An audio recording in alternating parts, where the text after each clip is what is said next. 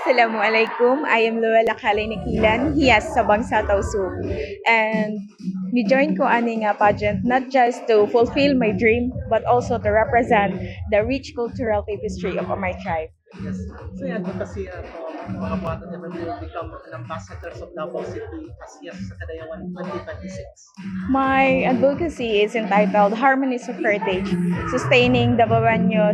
art, sustaining Davaoenos rich, sustaining Davaoenos um, sus- harmonies of heritage, sustaining Davaoenos arts, language, and fair trade.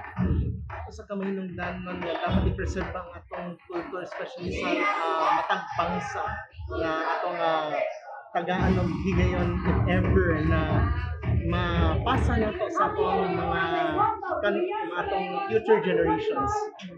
Importante siya, it's because kay mauni ang nagahatag sa atong mauni ang nagahatag sa atong kalipay ug mauni ang nagapakita nga kung unsa ka nindot ug kung unsa ka maayo ang cultural sa atong mga ancestors.